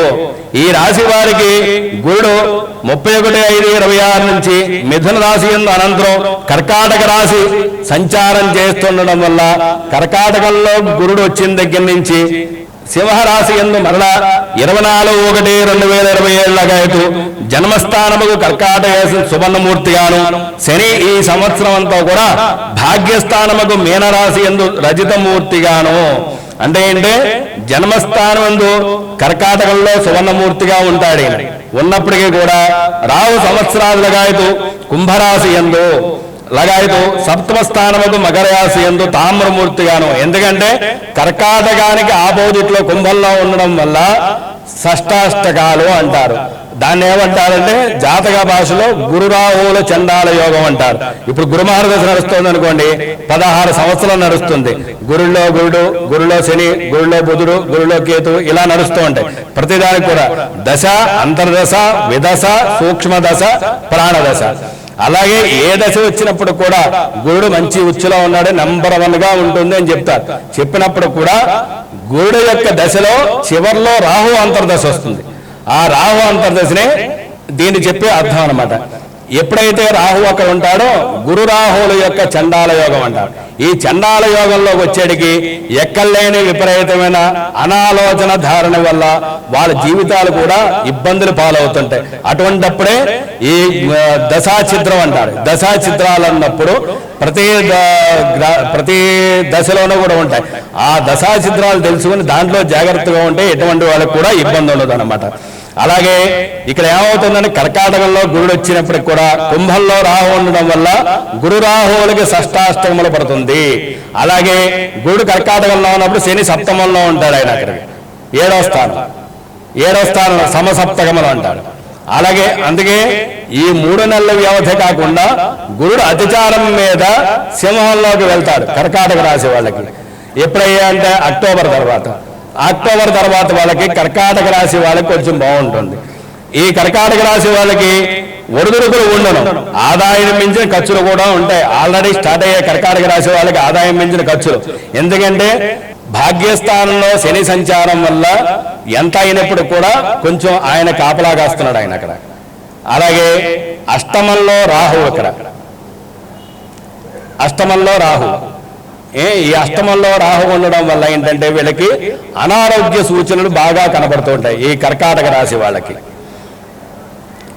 అకారణ కలహములు, నమ్మిన వారి వల్ల మోసపోవుట, దగాలు. ఎందుకంటే అష్టమంలో రాహు ఉంటే మోసకారకం ఎక్కువ ఉంటుందన్నమాట. అలాగే ధనాదాయం తగ్గుడు జరుగును, స్థిరాస్తులు నిలబెట్టుకోలేకపోవట, అమ్మకాల విషయంలో బంధుమిత్ర విరోధములు, ఆదరణ లోపించుట, భార్యాభర్తల మధ్య అభిప్రాయ భేదములు, కుటుంబ కలహములు కూడా, వివాహాది శుభకార్యం నెరవేరకపోవట, ప్రతి చిన్న విషయం కూడా కోపం ఎక్కువట. ఇవన్నీ ఎందుకంటే కర్కాటకంలో జన్మస్థానంలో గురు సంచారం కాబట్టిని అక్కడ వచ్చిందనమాట. ఆయన ఉచ్చులో ఉన్నప్పుడు కూడా మిగతా రాశుల వాళ్ళకి కొంచెం ఇదిగా ఉంటుంది. అలాగే విద్యార్థులకు ప్రారంభం నుండి శ్రమపడి శ్రద్ధగా చదివిన కూడా పరీక్షల్లో ప్యాస కూడా కష్టము, ర్యాంకులు కూడా రావని చెప్తూ ఉంటారు. ఎందుకంటే ఆ 3 నెలల సంచారం వల్ల కొంచెం ఇబ్బంది కలుగుతుంది. దాని తర్వాత సింహంలోకి ఎప్పుడైతే గురుడు ప్రవేశిస్తాడో ఆ కర్కాటక రాశి వాళ్ళకి కొంచెం ఈ ఒడిదుడుకులు అనేవి తగ్గుతూ ఉంటాయి. అయినా ఈ సంవత్సరం కర్కాటక రాశి వాళ్ళు అన్ని విధాల తగు జాగ్రత్తలు తీసుకుంటాం మాత్రం మంచిది. ఎందుకంటే ఈ రాశి వారికి గురురాహు కేతువులు అంటే ద్వితీయంలో కేతువు, అష్టమంలో రాహు సంచారం వల్ల, అలాగే వీళ్ళకి ఏంటంటే శివారాధన, దత్తాత్రేయ ఆరాధన ఇటువంటిగా కర్కాటక రాశి వాళ్ళకి చాలా విశిష్టం అవుతుంది. అలాగే విష్ణు సహస్రనామ పారాయణం చేయడం వల్ల చాలా విశేషంగా ఉంటుంది. అలాగే లలితా సహస్రనామ పారాయణ అమ్మవారికి శ్రేయోదాయకంగా ఉంటుంది ఈ కర్కాటక రాశి వాళ్ళకి. తదుపరి సింహరాశి వాళ్ళకి మఖ 1, 2, 3, 4 పాదములు, పుబ్బ 1, 2, 3, 4 పాదములు, ఉత్తర 1వ పాదము, ఆదాయం 5, వ్యయం 5, రాజ్యభోజ్యం 7, అవమానం 7 సింహరాశి వాళ్ళకి. ఈ రాశి వారికి గురుడు మిథున రాశి యందు అంటే ఇప్పుడు ఆల్రెడీ సింహరాశి వాళ్ళకి గురుడు లాభంలో ఉన్నాడు. ఈ సంవత్సరం గురుడు కర్కాటకంలోకి రాకమున్నంతసేపు కూడా సింహరాశి వాళ్ళకి చాలా విశేషంగా ఉంటుంది. కర్కాటకానికి ఎప్పుడైతే గురుడు వ్యయంలోకి వస్తాడో అప్పుడు సింహరాశి వాళ్ళకి, ఎందుకంటే సింహం రవిక్షేత్రం అయినప్పుడు కూడా ఎప్పుడైతే గురుడు వ్యయంలోకి ఎంటర్ అవుతాడో ఎంటర్ అయిన దగ్గర నుంచి కాస్త కొంచెం ఇబ్బందులు, ఒడిదుడుకులు అనేవి మాత్రం ఉంటాయి. దాని తర్వాత జన్మంలోకి ఎంటర్ అవుతాడు మళ్ళీ ఆయన గురువు. ఎప్పుడో అక్టోబర్లో మళ్ళీ గురువు సింహంలోకి ఎంటర్ అవుతాడు. ఆయన సింహంలో ఎంటర్ అయినప్పుడు కొంచెం ఇబ్బందిగా ఉంటుంది. రాహు సంవత్సరాది వరకు కూడా కుంభరాశి యందు, 6వ స్థానముకు మకర రాశి యందు సువర్ణమూర్తిగాను, కేతు సంవత్సరాదులుగా సింహరాశి యందు 12వ స్థానముకు కర్కాటక రాశి యందు లోహమూర్తిగాను సంచిందు. ఈ రాశి వారికి ప్రారంభంలో సామాన్యంగా ఉండను, ఆదాయం కన్నా ఖర్చు ఎక్కువ చూడను. ఎందుకంటే ఎంత ఆదాయం వస్తున్నా దాని తగ్గట్టుగా ఖర్చు ఉంటుంది కాబట్టి దాని తగ్గట్టుగానే వాళ్ళు వ్యవహారం చేసుకోవడం మాత్రం మంచిది. వివాహాలు, శుభకార్యములు, విదేశీ ప్రయాణములు లేక దూర ప్రాంతములకు వెళ్ళుట, తీర్థయాత్రలు, దాన ధర్మములు, వృద్ధాశ్రమములకు సహాయ సహకారం అందించడం మంచిది. చేయట నిమిత్తము ధనము ఖర్చు అవుతుండను. అంటే వీళ్ళు ఖర్చు పెట్టే దాంట్లో ఒక 50% దీనికి ఖర్చు అవుతుంటుంది.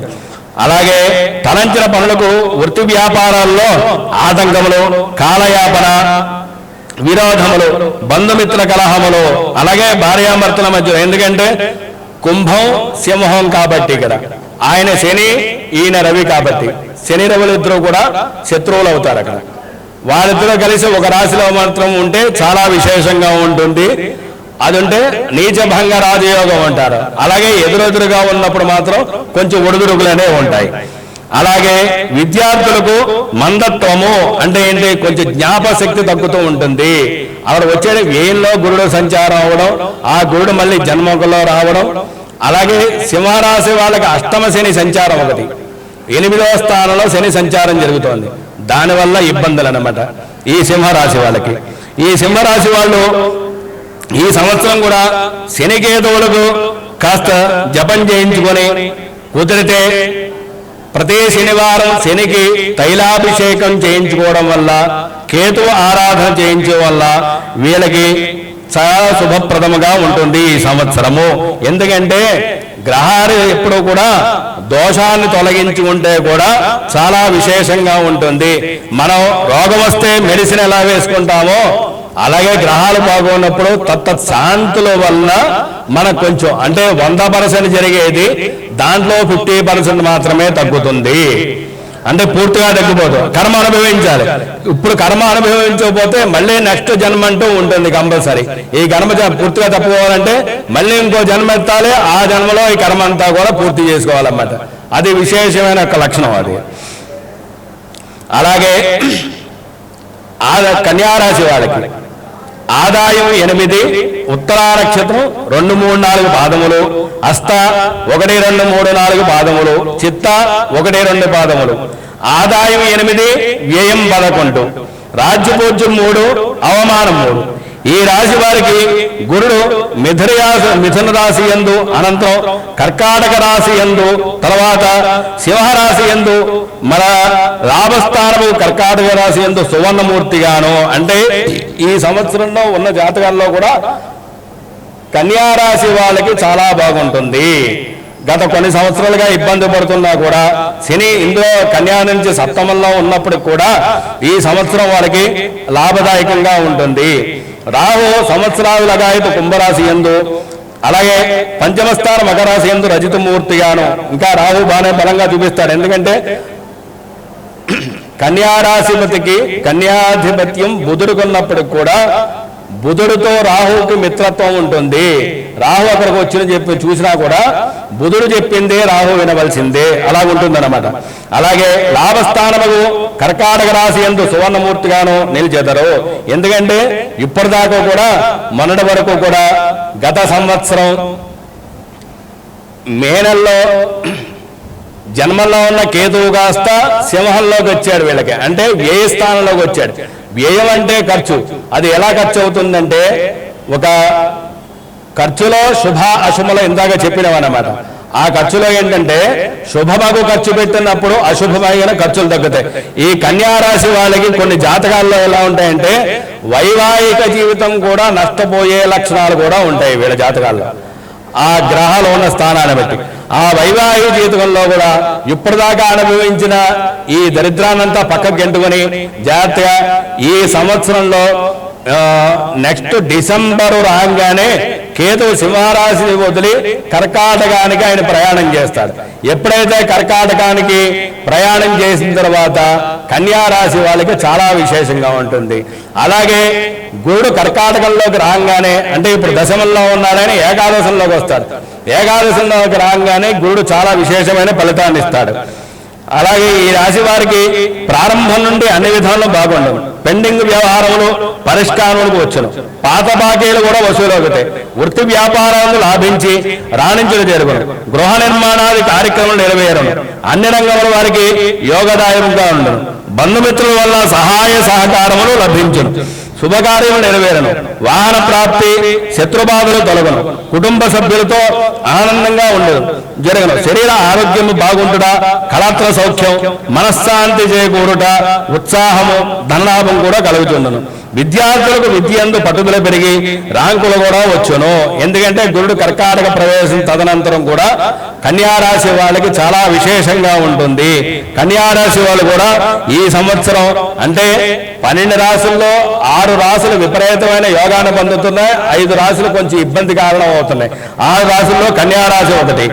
ఈ కన్యారాశి వాళ్ళకి ఈ సంవత్సరం శని రాహువులు అంటే కళత్ర స్థానం 7వ స్థానంలో శని సంచారం వల్ల, అలాగే రాహు కేతువులు వ్యయంలో కేతువు, షష్టంలో రాహు కాబట్టి అంటే శత్రుక్షేత్రంలో రాహు ఉండడం వల్ల వీళ్ళు వెంకటేశ్వర స్వామిని, ఆంజనేయ స్వామిని ఆరాధన చేయడం వల్ల మంచిది.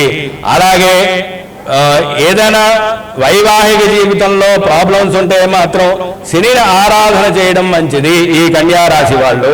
అలాగే తులారాశి చిత్తా 3, 4 పాదములు, స్వాతి 1, 2, 3, 4 పాదములు, విశాఖ 1, 2, 3 పాదములు. వీళ్ళకి ఆదాయం 5, వ్యయం 14, రాజ్యపూజ్యం 6, అవమానం 3. ఈ రాశి వారికి 10 సంవత్సరాల నుంచి పడుతున్న తులారాశి వారి ఇబ్బందులన్నీ కూడా ఈ సంవత్సరంలో తీరుతాయి. ఎందుకంటే తులారాశి వాళ్ళకి గురుడు యోగకారకం అవుతున్నాడు. ఇప్పటిదాకా తులారాశి వాళ్ళు అప్పులు పాలగుట, చాలా విధాలుగా ఇబ్బందులు పడ్డా అవన్నీ కూడా ఇందులో ఉన్నాయి ఈ తులారాశి వాళ్ళకి. ఈ రాశి వాళ్ళకి ఏంటంటే ఈ రాశి వారి గురుడు 31, 5 మిథున రాశి యందు, అనంతరం కర్కాటక రాశి యందు, తదుపరి సింహరాశి యందు, మరలా 10వ స్థానముకు కర్కాటక రాశి యందు తామ్రమూర్తి అను. శని ఈ సంవత్సరం అంతా 6వ స్థానముకు మీనరాశి యందు తామ్రమూర్తిగా ఉన్నప్పటికీ కూడా రాహు వత్సరాది కుంభరాశి యందు, 4వ స్థానముకు మకరాశి యందు లోహమూర్తిగాను. ఈ రాశి వారికి దశమస్థానముకు కర్కాటక రాశి యందు తామ్రమూర్తిగాను సంచరించదు కేతు. ఈ రాశి వారికి చాలా బాగుండను. ఉద్యోగ వ్యాపార వ్యవసాయ అన్ని రంగంలో కూడా చాలా లాభించి రాణించుడు జరుగును. ధనాదాయం బాగుంటుంది. ఎంతటి కష్టమైన పనిని కూడా సులువుగా నెరవేర్చుకోగలుగుతారు. తలంచిన కార్యములు కూడా జయంగా ఉంటాయి. స్థలములు భూములు కొనుట, గృహ నిర్మాణములు చేయుట, స్థిరాస్తిని అభివృద్ధి చేయుట, వివాహాలు శుభకార్యం నెరవేర్చు జరుగును. పేరు ప్రతిష్టలు పెంపొందించుట, బంధుమిత్రులకు సహాయ సహకారం లాభించుట, సమస్యల పరిష్కారం అదను. భార్యా పిల్లలు కుటుంబ సభ్యులతో కూడా ఆనందంగా ఉండటం జరుగును. మానసిక ప్రశాంతత ఏర్పడను. ఆరోగ్యం బాగుండను. ఎందుకంటే గత కొన్ని సంవత్సరాల నుంచి తులారాశి వాళ్ళకి గోచారం వల్ల పరిస్థితులు అసలు బాగోలేదు. ఈ సంవత్సరం మాత్రం చాలా బాగుంటాయి తులారాశి వాళ్ళకి. తులారాశి వాళ్ళకి పట్టిందల్లా బంగారమే అన్నట్టుగా ఉంటుంది ఈ సంవత్సరం. ఈ రాశి వాళ్ళు దుర్గాదేవిని ఆరాధించుట. ఎందుకంటే తుల అంటే శుక్రుడు ఆధిపత్యం కాబట్టి అమ్మవారిని ఆరాధించడం వల్ల వీళ్ళ ఫలితాంశం 10% కన్నా బాగా పెరగడానికి, అంటే 10 ఉదాహరణ చెప్తుంది, 100% కన్నా బాగా పెరగడానికి దుర్గాదేవిని లక్ష్మీదేవిని ఆరాధించడం కూడా అలాగే చాలా మంచిది. వీళ్ళకి వీలుంటే భాగవత పారాయణం కూడా చేయడం మంచిది.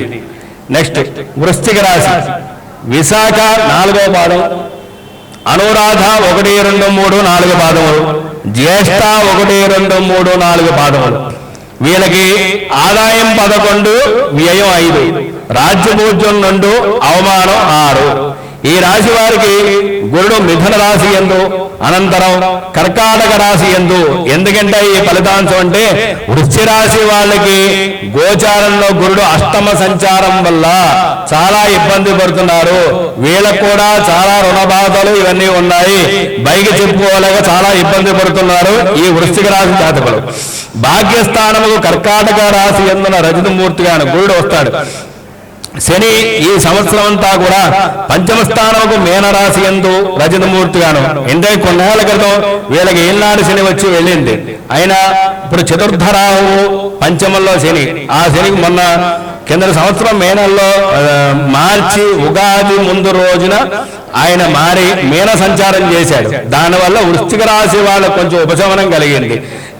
ఈ సంవత్సరం వృశ్చిక రాశి వాళ్ళకి ఇంకొంచెం ఉపశమనం కలుగుతుంది. ఎందుకంటే గురుడు కర్కాటక ప్రవేశం వల్ల, ఎందుకంటే గురుడికి కుజుడికి మిత్రత్వం ఉంటుంది. ఆ గురుడు కర్కాటక నుంచి పంచమ స్థానముకు వృశ్చికాన్ని చూడడం వల్ల ఎప్పుడైనా గ్రహాలకి దృష్టులు ఉంటాయి. ఆ దృష్టిల్లో ఉన్న క్షేత్రాన్ని నుంచి చూసినప్పుడు మాత్రమే వాళ్ళ యొక్క విపరీతమైన యోగాలు బాగుంటాయి. ఏమన్నా ఆయనకి 10 కాళ్ళు ఉన్నాయి, బ్రహ్మాండంగా ఉన్నాడంటారు. ఏమన్నా నాకు ఒకటే ఉందండి, బ్రహ్మాండంగా లేదంటారు. కానీ ఏంటంటే ఇక్కడ పరిస్థితులు ఆ గోచారం, ఆ దశలు, స్థితిగతులు 10 వచ్చినా 10 వెళ్ళిపోతే, 1 వచ్చింది 1, 4 అవుతాయి, 5 బళ్ళు వాళ్ళు అవుతాయి, వాళ్ళ బళ్ళు అవుతాయి. అది గ్రహస్థితులను బట్టి. ఇక్కడ ఏంటంటే సమకూర్చుకునేది అధికారం, మనకి లాభాలు అన్నీ ఉంటాయి. కానీ 4 రూపాయలు వచ్చేటికి జ్యేష్ఠాదేవి ఇక్కడ కూర్చుంటుంది, లక్ష్మీదేవి పక్క నుంచి వెళ్ళిపోతుంటుంది. ఆవిడ ఎందుకంటే స్థిరత్వంగా ఎవరింట్లో కూడా ఉండదు. ఉండాలంటే ఆవిడ సంచారం చేసేది లక్ష్మీదేవి అనిసిప్పుడు తామర పువ్వు, చెరువులో తామర పువ్వు ఇలా తిరుగుతూ ఉంటుంది. అలాగే లక్ష్మీదేవి ఈ ప్రసన్నం చేసుకోవాలంటే యంత్రవాడైనా సరే సూర్యోదయ పూర్వం నిద్ర లేచి కాస్త ఏం చేసినా కూడా వాళ్ళకి జపమక్కలే తపమక్కలే శాస్త్ర నానుడు ఉంది.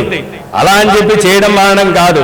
ఎంతసేపు మన ఆరాధన చేసుకోవాలన్నా ఏం చేసుకోవాలన్నా కూడా తెల్లారి కట్లు లేవడం అనేది చాలా విశిష్టత ఎక్కువ.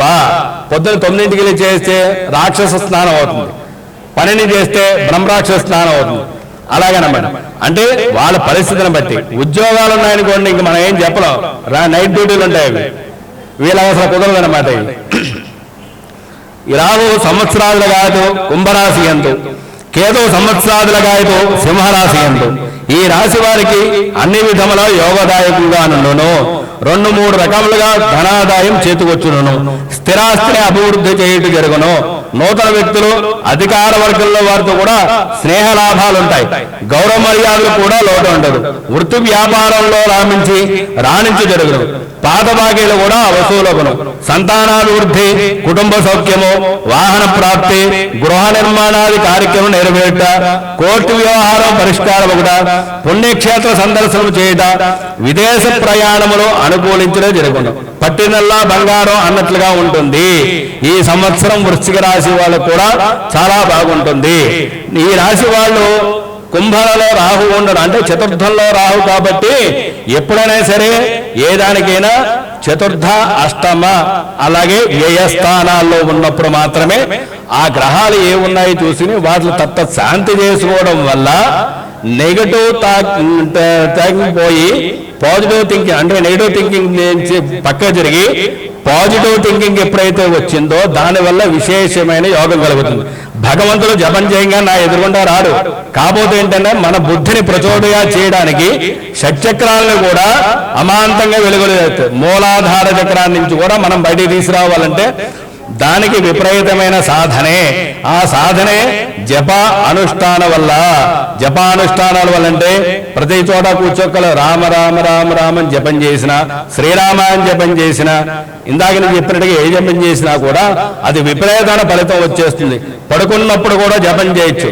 అలాగే రాత్రి 12 గంటలకి సంధ్యావందనం ఉంటుంది. చాలా మంది తెలియదు అది. బ్రాహ్మణులు చేసేవాళ్ళు రాత్రి 12కి వేద పండితులు గణాపతిలు మాత్రమే చేస్తూ ఉంటారు అన్నమాట. రాత్రి 12 గంటలకు సంధ్యావందనం ఉంటుంది. అలా మంచం మీద కూర్చొని చేస్తారు. త్రికాల సంధ్యావందనం వేరు, ప్రాతకాలం, మధ్యాహ్నం, సాయంత్రం. ఇవి కాకుండా రాత్రి ఇంకో సంధ్యావందనం కూడా ఉంటుంది. ఇదనమాట. అలాగే ఈ విద్యార్థులు కూడా పరీక్షల్లో బాసగుట జరుగును, ర్యాంకులు వచ్చును, ఉన్నత విద్యలకు రీసెర్చ్కి విదేశములకు వెళ్ళుట జరుగును. ఈ సంవత్సరం వీళ్ళకి ఏంటంటే చతుర్థంలో రాహు ఉండటం వల్ల కాస్త కేతువు శనికి పంచమంలో శని ఉండటం వల్ల కూడా వీళ్ళకి ఏంటంటే అది కుజక్షేత్రం అవడం వల్ల దుర్గాదేవికి కాస్త పూజించడం వల్ల, తర్వాత శనికి అభిషేకం చేసుకోవడం వల్ల, శని స్తోత్రములు పఠించడం వల్ల, రాహు అంటే రాహుకు సంబంధం దుర్గాదేవి, అందు దుర్గారాధన చేయమని చెప్తారు. అలాగే శనికి సంబంధించిన వారు ఆంజనేయ స్వామి. అలా ఆంజనేయ స్వామి చేసినా కూడా వృశ్చిక రాశి వాళ్ళకి ఇప్పుడు కాదు ఎన్ని సంవత్సరాలు కూడా వృశ్చిక రాశి వాళ్ళు, మేషరాశి వాళ్ళు కూడా ఆంజనేయ ఆరాధన చాలా మంచిది. ఎందుకంటే కుజుడు ఉన్న గ్రహాల్లో దైవ సైన్యాధిపతి అయినప్పటికీ కూడా గ్రహాల్లోకి వచ్చిన గ్రహ కారకత్వంలో వచ్చేటప్పటికి కుజుడికి విపరీతమైన కోపం ఉంటుంది. అవన్నీ శాంతిలోకి రావాలంటే ఆంజనేయ ఆరాధన చాలా మంచిది. ఇప్పుడు కాకపోయినా రేపొద్దున ఎప్పుడైనా సరే వీళ్ళకి మనకు అన్ని విధాల శ్రేయోదాయకం. అలాగే ధనుస్సు రాశి వాళ్ళకి మూల 1, 2, 3, 4 పాదములు, పూర్వాషాఢ 1, 2, 3, 4 పాదములు, ఉత్తరాషాఢ 1వ పాదం, ఆదాయం 14, వ్యయం 11, రాజ్యపూజ్యం 5, అవమానం 6. ఈ రాశి వారికి గురుడు మిథున రాశి ఎందున్నాడు ఇప్పుడు ఆల్రెడీ. అనంతరం కర్కాటక రాశిలోకి సంచారం చేస్తాడు ఆయన. కర్కాటక రాశి సంచారం తర్వాత సింహరాశి యందు మరలా అష్టమంలోగా కర్కాటకంలోకి మళ్ళీ గురుడు ప్రవేశం జరుగుతుంది. ధనుస్సు రాశి వాళ్ళకి ఆల్రెడీ కర్కాటకంలో గురుడు ఉన్నప్పటికీ కూడా తన సొంత రాశిలో సంచారం కాబట్టి తన సొంత రాశిని చూస్తూ ఉంటాడు ఆయన గురుడు. అలా అని చెప్పి ధనుస్సు రాశికి హానిని చేయడు ఎక్కువ ఆయన. అలాగే ఈ సంవత్సరంలో ఎక్కువగా ఇబ్బంది పెట్టేది ఏంటంటే శని గురులిద్దరూ సములు కాబట్టి చతుర్థం అనగా అర్ధాష్టమ శని సంచారం వల్ల ధనుస్సు రాశి వాళ్ళకి కొంచెం ఇబ్బంది ఉంది వాళ్ళకి. అలాగే రాహు సంవత్సరాలుగా అయితే కూడా కుంభరాశి యందు అంటే తృతీయంలో రాహు ఉండడం వల్ల ఏంటంటే ఎంత ఏదున్నప్పుడు కూడా విపరీతమైన ధైర్యం, మానసిక ప్రశాంతత మాత్రం ధనుసు రాశి వాళ్ళకి ఉంటాయి. మిగతా లోపల ఎంత ఆందోళన పడినప్పుడు కూడా కుంభంలో ఉన్న రాహువు బలాన్నిస్తూ ఉంటాడు ఆయన. ఈ రాశి వారికి కేతువు సంవత్సరంలాగే సింహరాశి యందు, తర్వాత అష్టమ లోహమూర్తిగాను ఆయన కేతువు సంచారం. ఈ రాశి వారికి అనుభవములకు కష్టప్రదాయకంగా ఉండను. వృత్తి వ్యాపారంలో ఊహించినంత లాభములు కూడా రావు. ఆదాయం మించిన ఖర్చులు కూడా ఆగుతుండను. రుణబాధలు అపనిందలు. ఎందుకంటే చతుర్థంలో శని సంచారం వల్ల నమ్మిన వాళ్ళ వల్ల దగాలు ఇవన్నీ కూడా ఉంటాయి. అయినప్పటికీ కూడా కాలయాపన వ్యతిరేకత కలుగును, శుభకార్యముల ఆటంకాలు ఏర్పడును, కుటుంబంలో వ్యవహారంలో చాలా జాగ్రత్తగా ఉండవలను. అది ఎందువరకు అంటే మిథున రాశిలో గురుడు సంచారం చేస్తున్నాడు. అంటే బుధుడు యొక్క క్షేత్రం మిథున రాశి. ఆ మిథున రాశికి గురుడు సంచారం వల్ల వీళ్ళకి అష్టమ స్థానముకు గురుడు అక్కడ ఉండడం వల్ల, చతుర్థంలో శని ఉండటం వల్ల, అంటే రెండు గ్రహాలు పెద్దవి, ఒకటి కుడి చేయి ఒకటి ఎడం చేయి, ఎడం చేయి శని, కుడి చేయి గురుడు. ఈ రెండు చేతుల్లో ఏది ఇబ్బంది అయినా కూడా మనిషి యొక్క ఈ ఫలితాంశంలో చాలా తేడాలు వస్తుంటాయి. అలాగే జీవితంలో కూడా చాలా ఒడిదుడుకులు అనేవి కనపడుతుంటాయి. ఆ ఒడిదుడుకులు ఎప్పటిదాకా అంటే రేపు గురుడు మిథునాన్ని వదిలి కర్కాటకానికి వచ్చేంత కూడా వీళ్ళకి అలాగే ఉంటుందన్నమాట ఇబ్బంది అనేది. అలాగే ప్రతి వ్యవహారం నందు కాలయాపన వ్యతిరేకత, శుభకార్యముల ఆటంకులు ఏర్పడు, కుటుంబంలో వ్యవహారంలో చాలా జాగ్రత్తగా ఉండవను, సమస్యలు పైకి చెప్పుకోవాలని బాధలుగా ఉండను, ఏ పని చేయటకు ఉత్సాహం చురుకుదనము ఉండదు, ఆరోగ్యంపై బాగుండదు, దైవ సంబంధ కార్యంలో శ్రద్ధ పెరుగును. వీళ్ళకి ఎందుకంటే ఉన్న పరిస్థితుల్లో చెప్పాను కదా, శని ఆయన కర్మకారకుడు కాబట్టి పూర్వజన్మ ప్రారంభ కర్మలన్నీ కూడా తీసుకెళ్తూ ఉంటాడు. అందుకే అర్ధాష్టంలో ఉన్నాడు కాబట్టి ఈ ప్రారంభానంతా నివృత్తి చేయడానికి వీళ్ళు ఎంతసేపు అంటే కూడా దత్తాత్రేయ ఆరాధన చేయడం మంచిది. శని ఆరాధన చేయడం వల్ల ధనుసు రాశి వాళ్ళకి ఈ సంవత్సరం పోయిన సంవత్సరం కూడా విశేషంగా కనపడుతుంది. అలాగే వీళ్ళకు ఖాళీగా ఉన్నప్పుడు ఎప్పుడైనా టైం చూసుని అరుణాచలేశ్వరుని దర్శించడం వల్ల, శివుణ్ణి పూజించడం వల్ల చాలా విశేషంగా ఉంటుంది. నెక్స్ట్ మకర రాశి వాళ్ళు ఉత్తరాషాఢ 2, 3, 4 పాదములు, శ్రవణం 1, 2, 3, 4 పాదములు, ధనిష్ట 1, 2 పాదములు, ఆదాయం 2, వ్యయం 8, రాజ్యపూజ్యం 1, అవమానం 6. ఈ రాశి వారికి గురుడు మిథున రాశి యందు, అనంతరం కర్కాటక రాశి యందు, అంటే ఇప్పుడు మిథున రాశిలో మకరానికి మిథునానికి ఉన్న గురుడు సంచారం కాబట్టి షష్ఠ స్థానంలో ఉన్న గురుడు కాస్త కర్కాటకాన్ని వస్తాడు ఆయన. అంటే రేపు జూన్ నుంచి అక్టోబర్ వరకు కూడా 3 నెలలు చాలా విశేషంగా ఉంటుంది వీళ్ళకి. తదుపరి సింహంలోకి వచ్చినప్పుడు అష్టమ స్థానం అవుతుంది. అష్టమ స్థానం ఎప్పటికక్కడ గురుడు అక్కడ సంచారం కాబట్టి ఈ సంవత్సరంలో నేను చెప్పిన 6 రాశుల్లో కూడా మకర రాశి చాలా బాగుంటుంది. ఎందుకంటే వీళ్ళని అంతకుముందు ఏళ్ళనాటి శని ప్రభావం కింద సంవత్సరం మార్చి ఉగాది ముందర వరకు కూడా ఏళ్ళనాటి శని ప్రభావం ఉండి ఇప్పుడు తగ్గింది వాళ్ళకి. ఈ సంవత్సరం వాళ్ళకి ఏంటంటే బాగా కష్టపడితే, బద్ధకం లేకుండా కష్టపడితే మాత్రం అన్ని విధాల మకర రాశి వాళ్ళకి చాలా బాగుంటుంది. తిరిగి పోయిన వస్తువులన్నీ కూడా అంటే పరహస్తగత ద్రవ్య ధన ఆగమనం అంటారు. అంటే మన చేతులోంచి వెళ్ళిపోయినవి పరహస్తగత ద్రవ్య ధన ఆగమనం అంటారు. ఈ ద్రవ్య ధనాలు ఇవన్నీ కూడా వచ్చే విశేషాలు ఉంటాయి. ఈ రాశి వాళ్ళకి పెళ్లి కాని వాళ్ళకి పెళ్లిళ్ళు అవుతాయి, చాలా శుభదాయకంగా ఉంటుంది. ఈ రాశి వారికి అన్ని విధాలుగా యోగదాయకంగా ఉంటుంది. వృత్తి వ్యాపారాలు కూడా లాభించి రాణించి జరుగుతుంది. ప్రేమ వ్యవహారం ఒక నిర్ణయమునకు వచ్చాను. ఎందుకంటే మకర కుంభానికి అధిపతి శని ఆధిపత్యం అయినప్పటికీ కూడా ఆ శని కుంభం మీనంలో సంచారం కాబట్టి, అంటే ఎప్పుడైనా సరే తను ధన స్థానములు, అలాగే విక్రమ స్థానం 3వ స్థానాన్ని, విక్రమ స్థానంలో ఉన్న గ్రహ సంచారాన్ని బట్టి అక్కడ విశేషమైన యోగం ఉంటుందన్నమాట. ఈ 3వ స్థానంలో ఉన్నాడు. అలాగే ద్వితీయం కుంభస్థానంలో రాహు సంచారం వీళ్ళకి. వివాహ శుభకార్యం జరుగును, విందు భోజనములు చేయట, గౌరవాభిమానములు పొందుట, ఆధిక్యత చేయకూడదు. కోర్టు వ్యవహారములు పరిష్కారం ఒకటికి వచ్చును. భార్యాభర్తల మధ్య అన్యోన్యత బాగుండును. దాంపత్య సుఖం కూడా పొందుతురు. తలచిన పనులు కూడా నెరవేరును. మధ్య మధ్య కొన్ని వ్యవహారంలో అపజయం కాలయాపన జరిగినా కూడా మొత్తం మీద ఈ సంవత్సరం చాలా బాగుంటుంది మకర రాశి వాళ్ళకి. ఈ మకర రాశి వాళ్ళకు ద్వితీయ రాహువు సప్తమ కేతువు కూడా కొంచెం ఇబ్బందులు పడి ఉంటాయి కాబట్టి వీళ్ళకి ఏంటంటే రాహు దుర్గా ఆరాధన, కేతువు గణపతి ఆరాధన. అంటే ఆరాధన రాని వాళ్ళు కేతువుకి గణపతి జపం చేసుకున్నా కూడా చాలా మంచిది. ఇంకా విశేషంగా చెప్పాలంటే సుబ్రహ్మణ్య ఆరాధన. ఈ రాశి వాళ్ళు కుక్కు సుబ్రహ్మణ్యేశ్వర స్వామిని దర్శనం చేసుకోవడం వల్ల, ఒక రాత్రి నిద్ర చేయడం వల్ల కూడా చాలా విశేషంగా ఉంటుంది. నెక్స్ట్ కుంభరాశి. ధనిష్ట 3, 4 పాదములు, శతభిషం 1, 2, 3, 4 పాదములు, పూర్వభద్ర 1, 2, 3 పాదములు. ఆదాయం 2, వ్యయం 8, రాజ్యభూజ్యం 4, అవమానం 2. ఈ రాశి వారికి గురుడు అంటే ఇప్పుడు ఆల్రెడీ కుంభరాశి వాళ్ళకి పంచమంలో గురు సంచారం. మొన్నటి వరకు కూడా ఆయన అతిచారం మీద ఉన్నాడు. తర్వాత ఎప్పుడైతే మిథునంలోకి వచ్చాడో, పంచమ స్థానంలోకి వచ్చాడో, ఆ గురువు గారు యొక్క, ఎందుకంటే పంచమంలో ఉండి నవమ కోణమైన కుంభాన్ని చూడడం వల్ల కుంభరాశి వాళ్ళకి గత సంవత్సరం కూడా కంటే కూడా ఈ సంవత్సరం కొంచెం పర్వాలేదు.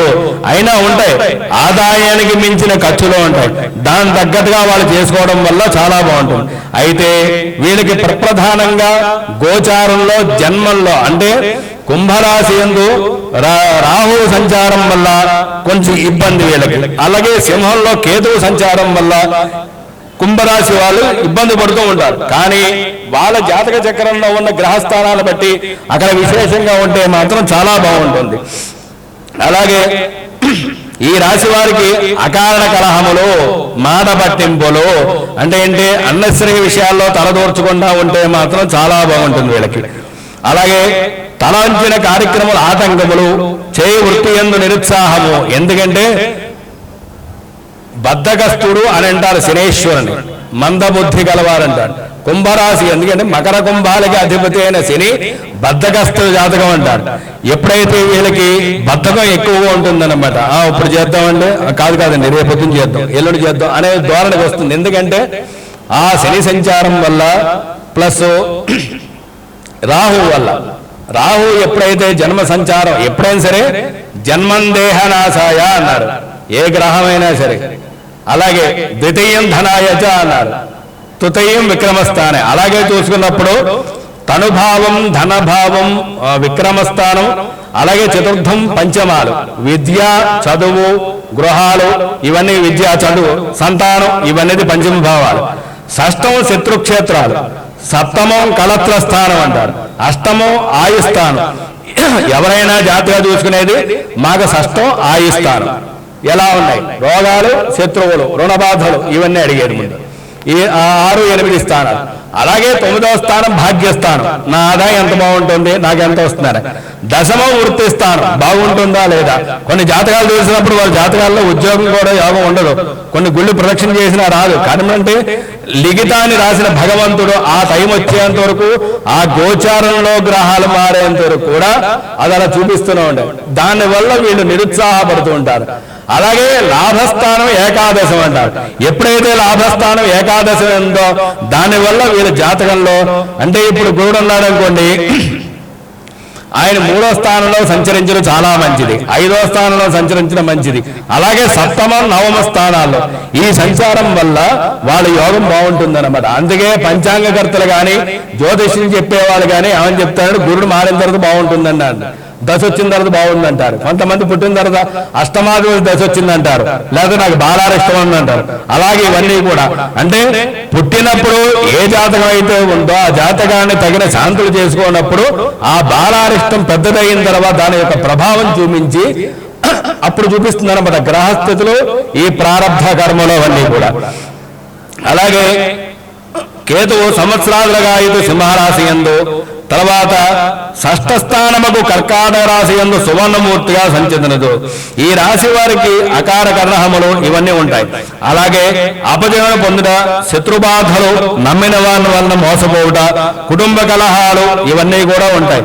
వీళ్ళకేంటంటే ఈ సంవత్సరంలో రాహు, కేతువు, శని సంచారం వల్ల కొంచెం ఇబ్బందికారకం ఉన్నప్పటికీ కూడా వీళ్ళకేంటంటే డిసెంబర్కి రాహు కేతువులు ఇద్దరు కూడా, జన్మల్లో ఉన్న రాహు కాస్త వ్యయానికి వెళ్తాడు, అంటే ద్వాదశంలోకి వెళ్తాడు ఆయన. కేతువు శివంలో ఉన్న కేతువు కాస్త కర్కాటకంలోకి 6వ స్థానంలోకి మంచి క్షేత్రంలోకి వెళ్తాడు.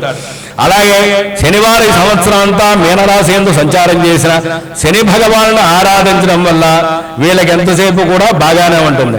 అలాగే మిథునంలో పంచమంలో గురు సంచారం వల్ల ఆ గురుడు ఎప్పటిదాకా అంటే రేపు జూన్ వరకు కూడా మిథునంలో ఉండి కుంభరాశిని చూస్తూ ఉండడం వల్ల ఆ కుంభరాశి వాళ్ళకి రేపు జాతక దీంట్లో ఉన్నంతసేపు కూడా చాలా బాగుంటుంది. కర్కాటకంలోకి గురుడు ప్రవేశం అయిన తర్వాత కుంభరాశి వాళ్ళకి ఆరోగ్యం పట్ల చాలా శ్రద్ధ వహించాలి. ఎందుకంటే సర్జరీల దాకా తీసుకెళ్లే వ్యవహారాలు కూడా ఉంటాయి దానికి. అందుగురించని కుంభరాశి వాళ్ళకి జూన్ నుంచి అక్టోబర్ వరకు కూడా చాలా జాగ్రత్తగా ఉండాలి. వీళ్ళకి ఏంటంటే ఎంతసేపు కూడా గురు రాహువులు శని, ఎందుకంటే కర్కాటకంలో గురుడు ఎంటర్ అవుతాడు కాబట్టి రాహు శనికి చేసుకోవడం వల్ల వీళ్ళకి చాలా బాగుంటుంది. నెక్స్ట్ మీనరాశి వాళ్ళకి పూర్వభాద్ర 4వ పాదం, ఉత్తరాభాద్ర 1, 2, 3, 4 పాదములు, రేవతి 1, 2, 3, 4 పాదములు, ఆదాయం 14, వ్యయం 11, రాజ్యభోజ్యం 7, అవమానం 2. ఈ కర్కాటక రాశి యందు గురుడు మిథునంలో సంచారం చేస్తాడు.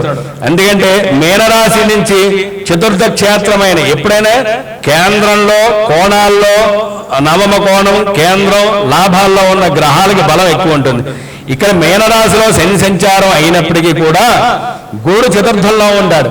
ఆ గురుడు కాస్త పంచమం దీంట్లోకి వెళ్తాడు, కోణంలోకి వెళ్ళిన తర్వాత మీనరాశి వాళ్ళకి ఈ సంవత్సరం కూడా బాగుంటుంది. వాళ్ళకి ఇబ్బందులు అనేవి తక్కువ. ఆదాయం 14, వ్యయం 11 ఉంటుంది.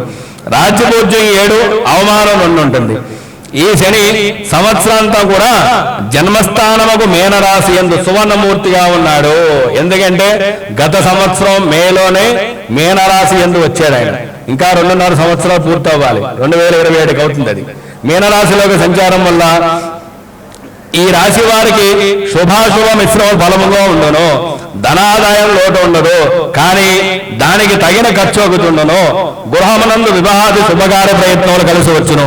భార్యాభర్తల మధ్య చిన్న చిన్న విషయాల్లో మనస్పర్ధలు వచ్చుతుండును. ఎందుకంటే మొన్నటి వరకు చతుర్థ గ్రహ కూటమి, పంచమ గ్రహ కూటమి, ఇంకా రాబోయే మే నెలలో కాలసర్పదోషం కూడా పడుతుంది. ఒక గురుడు ఒకటే పంచమ దీంట్లో ఉంటాడు, కానీ మిగతా గ్రహాలన్నీ రాహు కేతు మధ్యలో ఉన్నాయి, ఆల్రెడీ దగ్గరికి వచ్చేసే. ఇంకా అవి కాలసర్పదోషం కూడా ఉంటుంది. భార్యాభర్తల మధ్య చిన్న చిన్న విషయాల్లోనూ మనస్పర్ధలు వచ్చును. సంతాన ప్రాప్తి, వృత్తి వ్యాపారంలో లాభించును.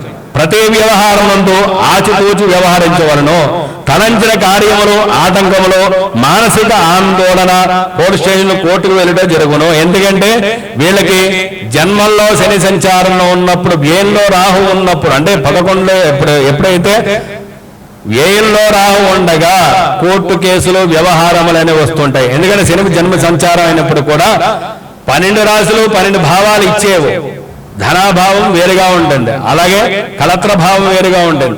అలాగే 12 రాశులు బాగున్నప్పటికీ కూడా అందులో ఉన్న గోచారంలో దానికి తగ్గట్టుగానే ఈ సంవత్సరం వీళ్ళేంటంటే కొంచెం మాట మాట్లాడినా ఏం చేసినా ఆచితూచి వ్యవహరించడం అనేది మీనరాశి వాళ్ళకి చాలా మంచిది, కానీ అన్ని విధాల్లో బాగుంటుంది.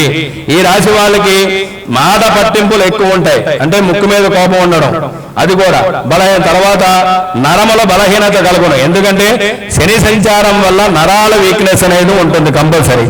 ఆరోగ్య విషయంలో జాగ్రత్తగా ఉన్నాను. ఇందాక చెప్పినట్టుగా జన్మస్థానే అంటే జన్మల్లో ఉన్న దేహనాశయ ఏ గ్రహం అయితే ఉంటుందో కొంచెం అనారోగ్యం మనకి విపరీతంగా డబ్బులు ఇచ్చాడు అనుకోండి, దాని సూచనలు అనారోగ్యంలో తీసుకెళ్తుంటాయి. అంటే రాత్రనగా పగలనగా కష్టపడి సంపాదిస్తున్నప్పుడు నిద్ర అనేది ఉండదు, ఏది ఉండదు, కాబట్టి పక్క తీసుకెళ్తూ ఉంటాడు.